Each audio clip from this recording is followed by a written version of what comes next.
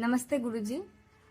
स्त्री की जो मासिक धर्म जो पीरियड मिनिस्ट्रेशन होते हैं तो तब वैदिक संध्यावसना और हवन करना चाहिए और नहीं, अगर कर ले तो पाप लगेगी क्या?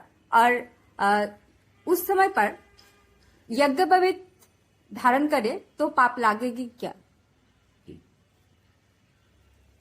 देखिए, ये यद्यपि मैं आप सबसे थोड़ी इसमें क्षमा भी मांग लूं, मैं ब्रह्मचारी हूं तो मैं इस प्रकार के प्रश्नों से थोड़ा बचता हूं, लेकिन अब चूंकि आपने पूछा है तो मैं प्रयास करता हूं। अभी कल आपके बांग्लादेश ढाका में एक परिवार में मैंने हवन करवाया था, और वो जो सज्जन थे उनकी धर्मपत्नी ने भी ये बात पूछी थी। वो यहाँ प्रोफेसर हैं और उनके जो पतिदेव हैं वो इंजीनियर हैं। उन्होंने ये बात पूछी थी, तो फिर मैंने अपने जो ज्येष्ठ मित्र हैं भारत में उन लोगों को थोड़ा फोन लगाया, दो विद्वानों को अलग अलग, और उनसे जो विचार मिले मैं वो आपकी सेवा में रखता हूं। वो लोग गृहस्थी हैं तो वो उसके निकटतम है। देखो क्या होता है, प्रायः ऐसा चल रहा है कि जी अगर कोई ये वाला समय आता है माताओं बहनों का, महीने में 4-5 दिन, तो उस समय हम उनको अशुद्ध मानते हैं और उनको कोई भी काम नहीं करने देते हैं। पौराणिक भाइयों में ये प्रथा बहुत ज्यादा है। तो वो जो विद्वान हैं आचार्य सत्यजीत जी, जो वानप्रस्थ आश्रम रोजड़ के संचालक हैं, उनसे मैंने पूछा तो उन्होंने ये कहा कि देखिए,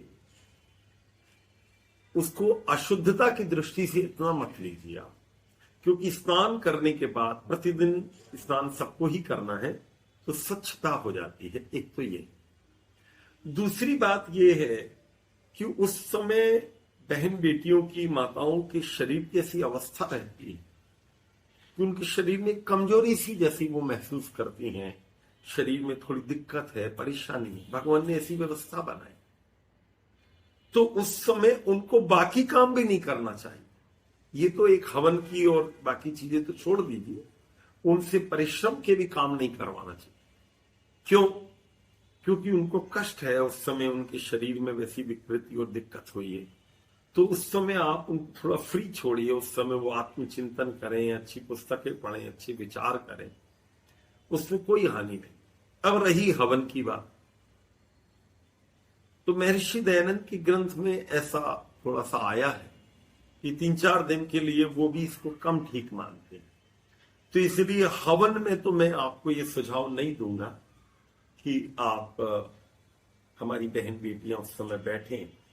आप ये कर सकते हैं कि जब हवन हो रहा है, आपके पति देव हैं, आपके पिताजी हैं, आपके भैया हैं, घर के बच्चे हैं, कोई हवन कर रहा है तो आप दूर बैठ जाएं और हवन के मंत्र आप बोलते रहें। हवन आपके परिवार के लोग करते रहें।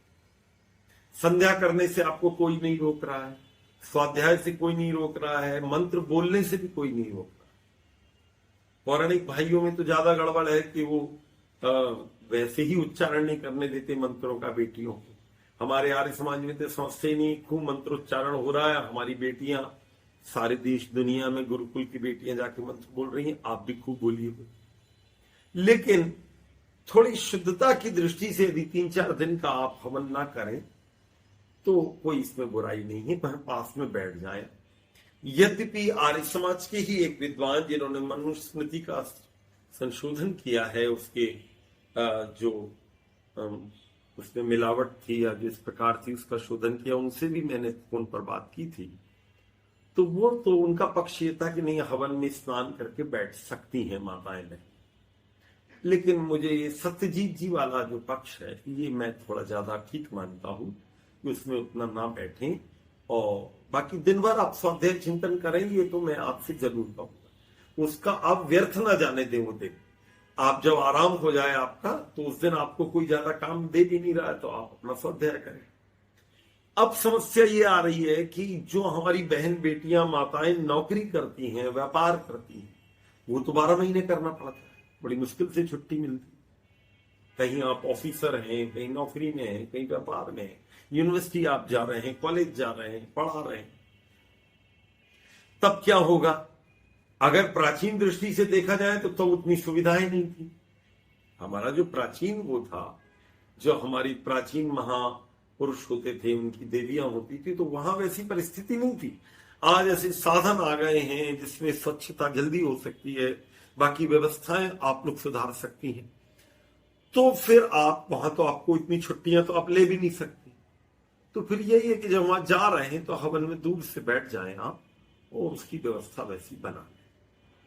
अब जो हमारी ज्योति जी पूछ रही हैं कि उसमें कोई पाप तो नहीं होगा, नहीं, हवन में आप बैठे तो पाप क्यों होगा? हवन तो किया ही शुद्धि के लिए जाता है। जब शुद्धता के लिए ही पूरा हवन हो रहा है तो पाप कैसे हो जाएगा? वो तो पुण्य और होगा। अब थोड़ा सा और इसको देख, वो मनुस्मृति में ऐसा आता है कि एक भी दिन का अनध्याय स्वाध्याय में, अग्निहोत्र में, संध्या में नहीं करना चाहिए। जब एक भी दिन का अनध्याय मना किया है, अवकाश मना किया है, तो ऐसा तो लिखा नहीं कि बहन बेटियां 3-4 दिन छोड़कर ऐसा करें, ऐसा कोई वर्णन वहां नहीं है।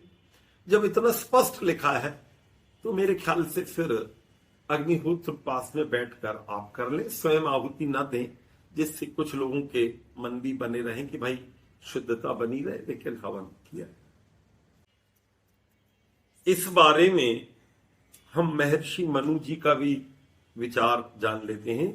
वेदोपकरणे चैव स्वाध्याये चैव नैतिके नानुरोधो अस्ति अनध्याये होम मंत्रेषु चैव नैतिके नास्त्यनध्यायो ब्रह्म सत्रम ही तत् स्मृतम ब्रह्माहूति हुतम पुण्यम अनध्याय वषट कृतम।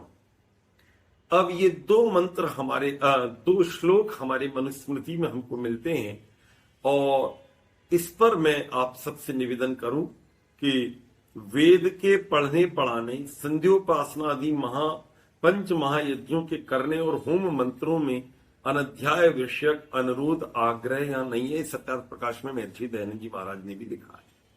और दूसरे मंत्र श्लोक अर्थ नित्य कर्म में अनध्याय नहीं होता, जैसे श्वास प्रश्वास सदा लिए जाते हैं, बंद नहीं किए जाते, वैसे नित्य कर्म प्रतिदिन करना चाहिए, न किसी दिन छोड़ना, क्योंकि अनध्याय में भी अग्निहोत्र आदि उत्तम कर्म किया हुआ पुण्य रूप होता है। ये भी सत्यार्थ प्रकाश के तीसरे समुल्लास में ये दोनों श्लोक आए हैं। एक ढंग से प्रमाण मिल जाता है कि आप हवन को दूर से तो बैठ के कम से कम कर ही सकते हैं, और यदि आप बहुत ज्यादा भाव रखें तो स्नान करके आप बैठ जाएं तो भी दोष तो इसमें नहीं बताया गया। धन्यवाद। तो ये विचार